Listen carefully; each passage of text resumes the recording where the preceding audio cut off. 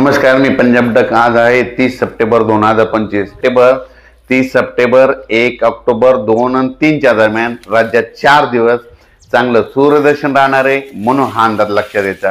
फक्त एक तारखेला फक्त नागपूरकडं चंद्रपूरकडं तिकडल्या नागपूर चंद्रपूर वर्धा तिकडं मात्र थोडा 1 तारखेला थोडा पाऊस येणार आहे पूर्व विदर्भात, म्हणून हे विदर्भातल्या शेतकऱ्यांनी अंदाज लक्षात द्यायचा। फक्त नागपूर वर्धा भंडारा गोंदिया चंद्रपूरकडं। पण राज्यात काय परिस्थिती राहणार आहे तर तुम्हाला एक सांगू इच्छितो। आज आहे 30 सप्टेंबर। 30 सप्टेंबर पासून ते 3 ऑक्टोबर पर्यंत राज्यात हवामान कोरडं राहणार आहे, सूर्यदर्शन राहणार आहे, म्हणून हा अंदाज लक्षात द्यायचा। मग त्याच्यानंतर पावसाची परिस्थिती काय राहणार आहे, कारण की शेतकऱ्याचं सोयाबीन काढणी झालेलं आहे। तर जे सोयाबीन काढणी झालेले शेतकऱ्यांना सांगू इच्छितो की राज्यामध्ये परत काय होणार आहे, 4 ऑक्टोबर 5 आणि 6 आणि 7च्या दरम्यान त्या 4 दिवसामध्ये परत एकदा राज्यात पावसाचं वातावरण तयार होणार आहे, म्हणून हा अंदाज लक्षात। तर तुम्हाला एक सांगू इच्छितो तो पाऊस काय होणार आहे, 3 तारखेला यवतमाळ जिल्हा, नांदेड जिल्हा, इकडं बिलोली, इकडं चंद्रपूरकडे 3 तारखेला थोडं आगमन करणार आहे, म्हणून हा अंदाज लक्षात। त्याच्यानंतर 4 तारखेपासून त्याचा प्रवास पुढे वाढत जाणार आहे। 4 तारखेपासून तो नांदेड जिल्हा, लातूर जिल्हा, सोलापूर जिल्हा करत मराठवाड्याकडे येणार आहे, म्हणून हा अंदाज लक्षात द्यायचा।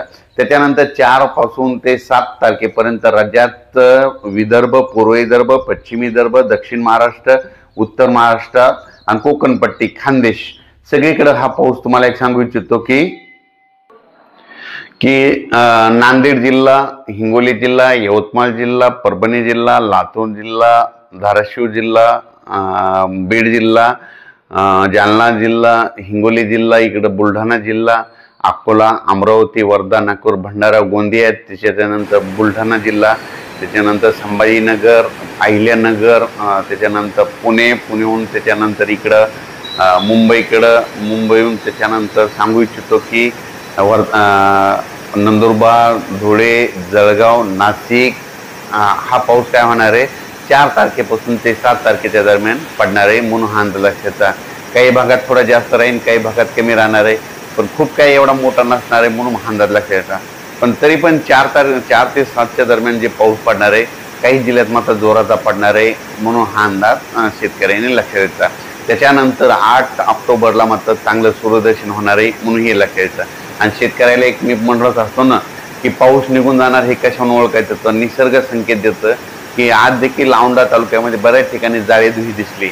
त्याच्यानंतर 2 तारखेमध्ये त्या दिवशी 28 तारखेला पूर्णा तालुक्यात बऱ्याच ठिकाणी जाळेधुई पाहायला मिळाली। जाळेधुई आल्याच्या नंतर कंप्लीट 12 दिवसाला पाऊस निघून जातो, हा निसर्ग सांगतो, म्हणून सगळ्यात महत्त्वाचा हे अंदाज सगळ्यांनी शेतकऱ्यांनी लक्षात द्यायचा। नसा काय होते, शेतकरी उगत तज्ज्ञांची वाट बघत बसतो, पाऊस कधी निघून जाणार। पण सर्वप्रथम सांगू इच्छितो, आता जाळेधुई दिसली, समजा ह्या 2 दिवसात परत आणखी जाळेधुई दिसली की लगेच आपण म्हणायचं आता 12 दिवसाला पाऊस निघून जाणार आहे, हे अंदाज निसर्ग शेतकऱ्यांना देते, म्हणून सगळ्यात महत्त्वाचं हे लक्षात द्यायचं। त्याच्यानंतर शेतकऱ्याला सांगू इच्छितो की 8 ऑक्टोबर पासून राज्यात चांगलं सूर्यदर्शन होणार